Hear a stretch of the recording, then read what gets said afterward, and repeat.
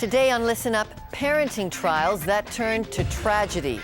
The circumstances surrounding a Nova Scotia preteen's murder send ripples of horror through parents everywhere. That's next.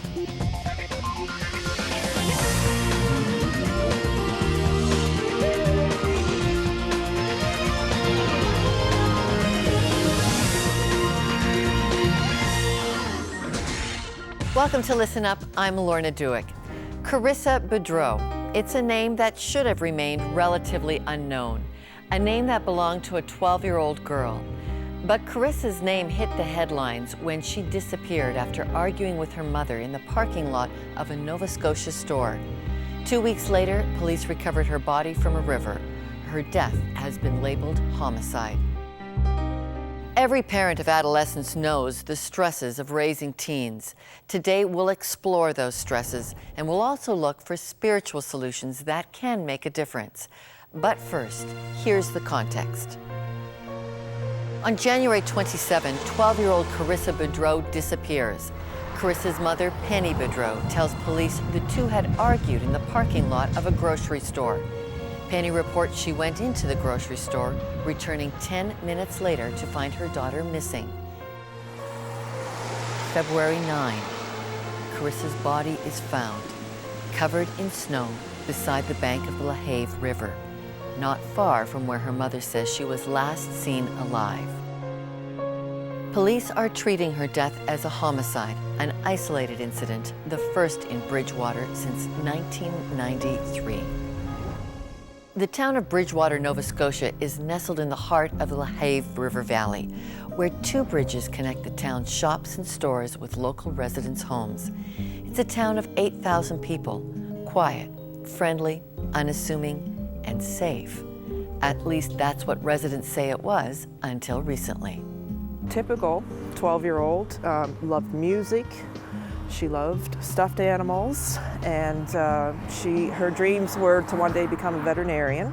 High academics at school. She was a good student, good friend, and pretty much just a well-rounded child.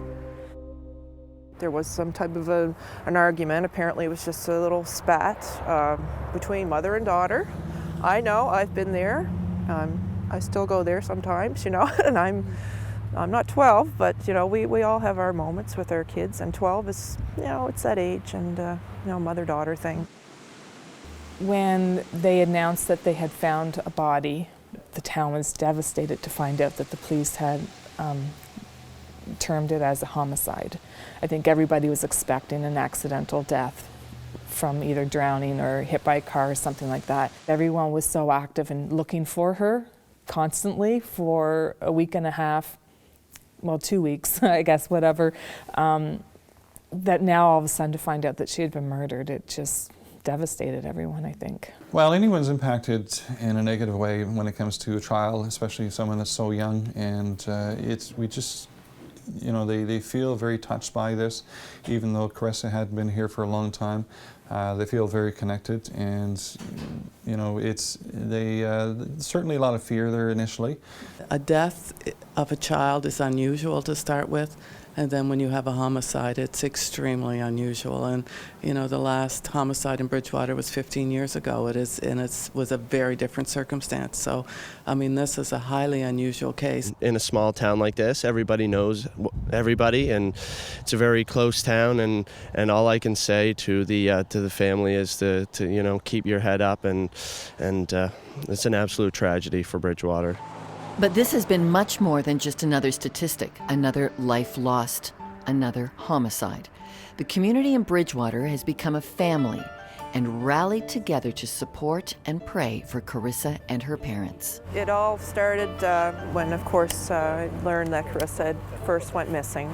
I'm on the internet a lot. I use the Facebook all the time. So what I did was I received some of these posters from Karissa's aunt. I scanned one into my computer and I put it on a Facebook group that had already formed that was beginning the search for Karissa, trying to ask people if they had any clues or tips. And all I did was I scanned the picture in, put it on. I said, why don't, this is the picture. copy it and save it to your computer and print it off, as many copies as you can. And then after that, Child Find got involved and they were distributing posters for free. They ran out of posters. It was because it was such a huge concern to people. They wanted to get involved and see what they could do. We went immediately to Bridgewater and met with the police department there, talked to them, and our role is twofold. One, we support the police department in any way that we can and give them anything that they need. It's usually case specific about what we can do. And then the other role that we play is giving support and comfort to the family. We do that at the same time as we're getting posters out and getting a website up to date so people have a place to go to get information. A week after Karissa first went missing, a Sunday morning after church, a lady from our congregation came up to me and asked me if we could work together to try to find something to do for the community. Everyone felt so helpless and they just wanted something to do that would help them feel useful or whatever. And she suggested a prayer vigil. And so I kind of, at first, was a little apprehensive about this, not knowing the family and that kind of thing, but felt it really strong on my heart that it was something that would be very beneficial to the community to get together and to pray for Karissa. First of all, we prayed for Karissa's family, and then we prayed for the community, and then we prayed for Karissa herself, and then we prayed for all the other missing children in the world. And the last part of it, where we prayed for the missing children, I had Laura and Jessica sing Amazing Grace, and as they sang Amazing Grace, I instructed everyone to turn outwards, because they were kind of all in a circle. So everyone to turn outwards and have their candles raised, kind of as we prayed for the missing children. I think we've come together more in trying to make it safer. With the police working with the community, and the community has helped us enormously with this whole file investigation, with calling and trying to help us solve this crime.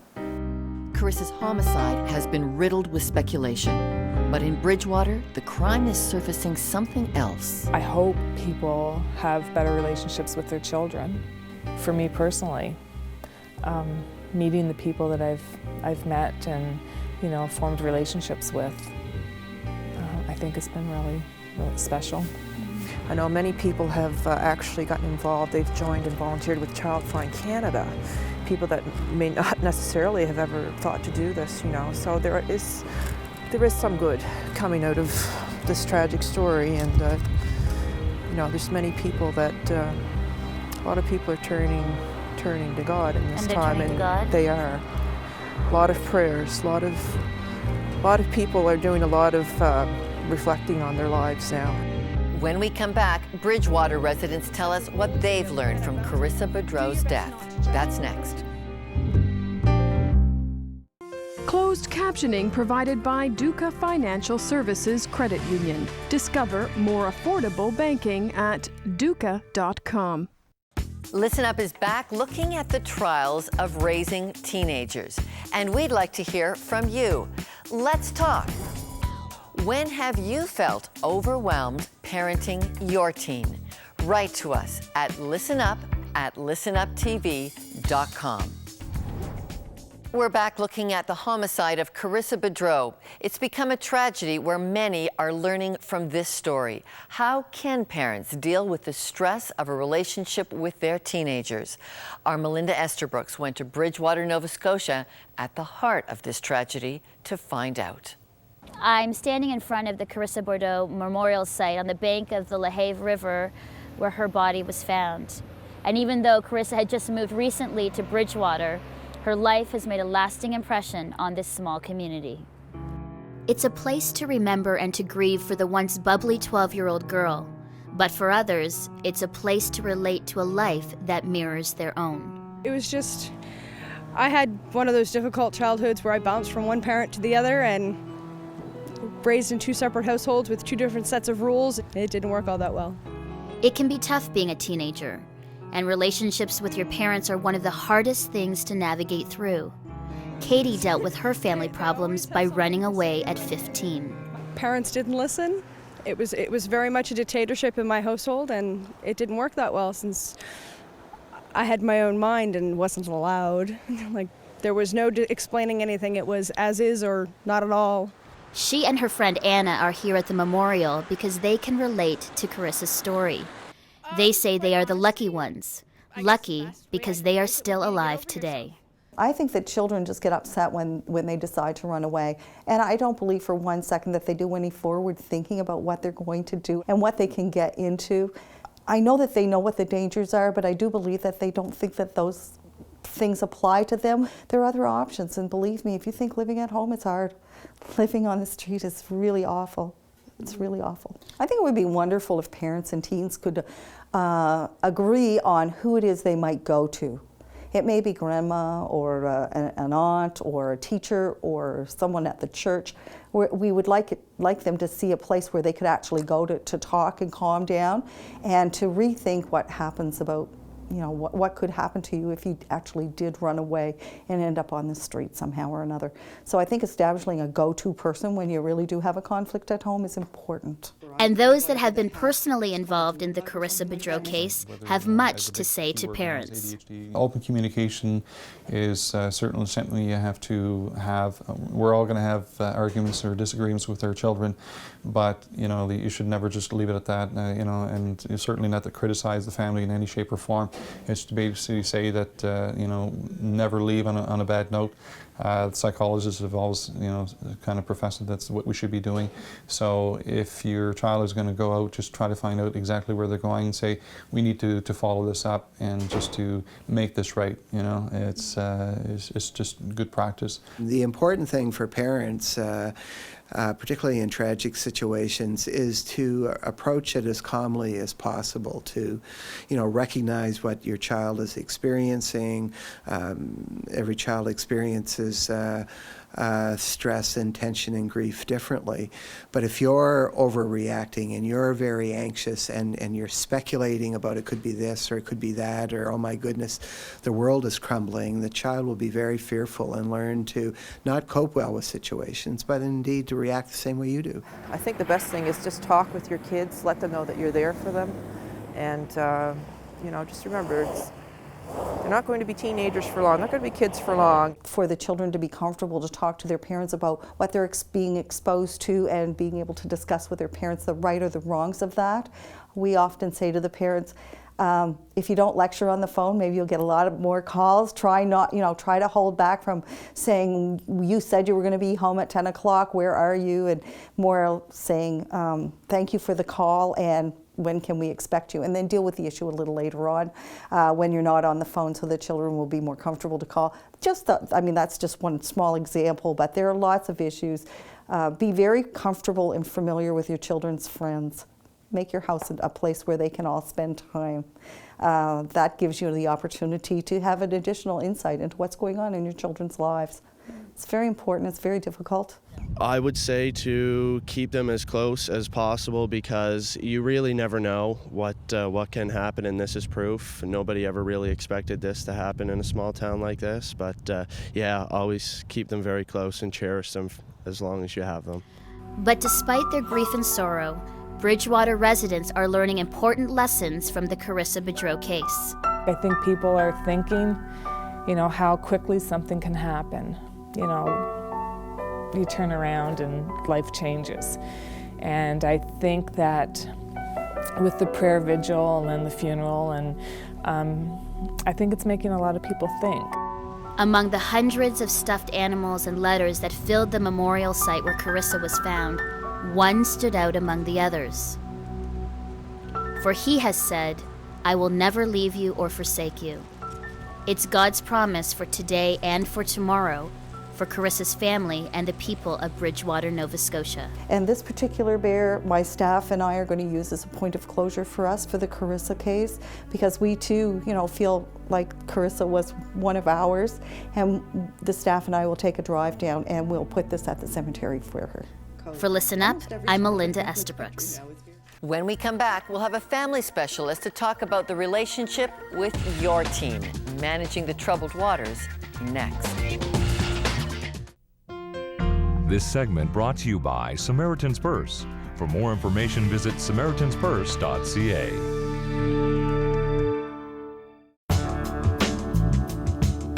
Listen Up is back looking for insight into parenting teenagers, and our next guest, Andrea Gruenwald, knows the challenges and joys of raising teens. She's a registered marriage therapist who counsels parents and teens, and she's also a mother to teenage son and daughter. She joins us now. Andrea, thank you for being with us. Well, thanks, Lorna.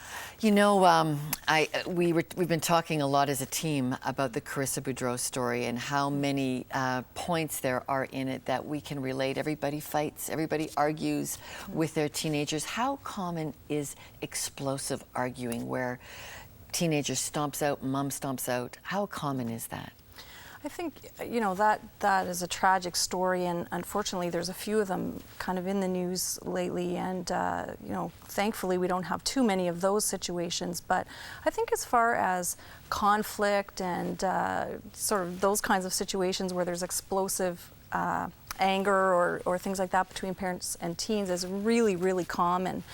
I think part of that is that there's sort of an antithetical needs that parents and children have. So a parent really needs to feel needed and wants to help the child and be involved in the child's life.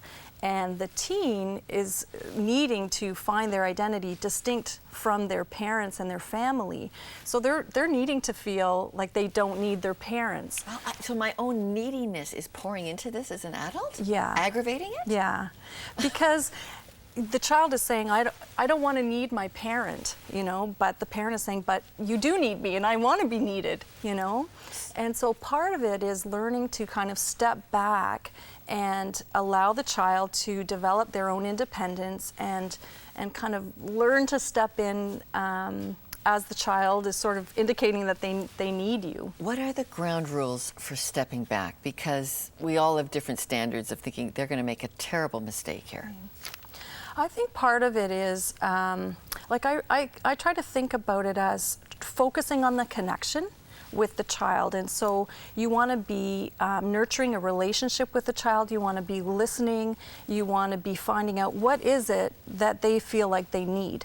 And if you can have that discussion to find out what is it that the child needs right now, then you can sometimes enter into a bit of a negotiation around, okay, if they need this, they might be willing to give this in the relationship. So for example, let's say a child is saying that they want more freedom, which, you know, as a teenager, probably 9 out of 10, yeah. Right? And the parent is saying, freedom, okay, that to me is threatening because I want you to be safe, okay? So if you can negotiate something like, okay, how about I can give you a little bit more freedom in terms of you can stay out later, you can borrow the car, but what I need from you is to know where you're going, to know when you're going to be back, to know that I can get a hold of you if I need to on a cell phone, for example.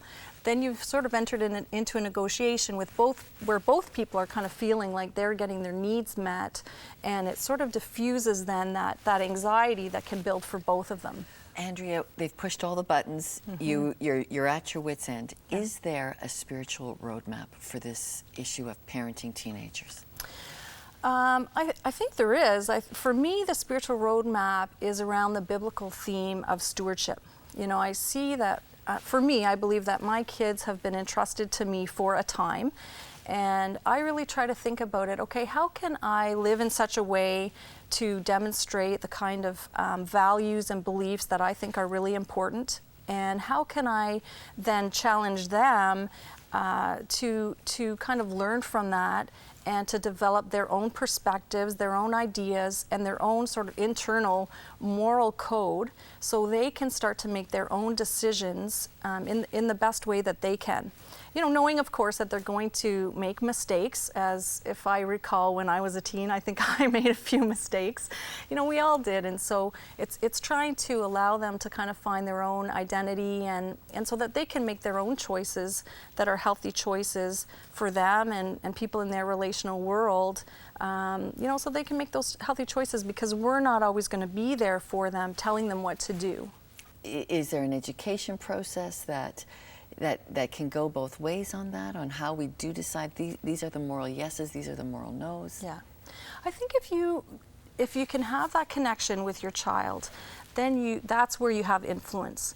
And you can talk about your beliefs about morality and choices and what you think is a good idea, and you can talk about all those kinds of things. Like, I think this past week we've talked about the pill, we've talked about teen sex, we've talked about, you know, I think any topic that sort of comes up, steroids, you know, things that are really happening in my kids' high school.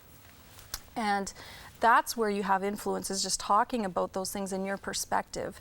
If you try to impose a control and say this is how it's going to be, you can do that, but you're going to lose, because the child is going to make their own decisions. You cannot control someone else.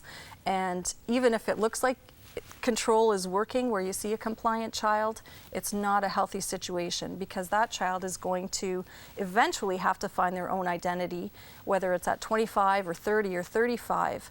And my own opinion is, if they can find that at 16, 17, 18, 19, 20, that's going to be a lot healthier for them than to try to figure that out at 25 or 30 or 35, when now they're in a marriage and they have children and a lot of other complicating factors. Andrea Grunwald, marriage and family therapist, thank you very much. And when we return, I'll share my personal thoughts on trials with teenagers in The Wrap.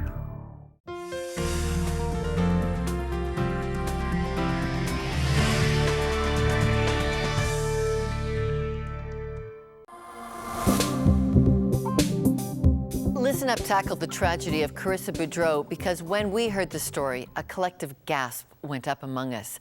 We could all relate to a teenager and mom who got angry and argued. Whatever happened, in this story, those two people loved each other. But even loving relationships have toxic times.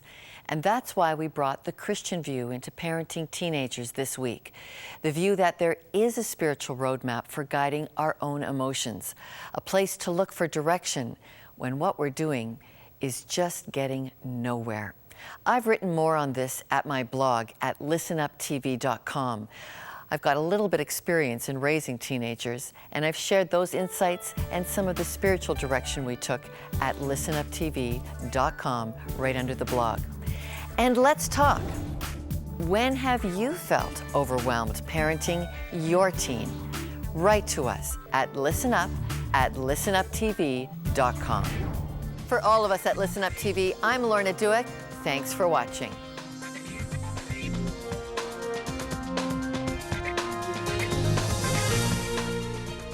After watching the show Freaking Out at 40, Lucy wrote to tell us, after 30 years, my husband allowed himself to become situationally depressed in our marriage and was drawn to a young woman. At midlife, it is so important to be content and thankful at all times. Why don't you write to us at listenuptv.com?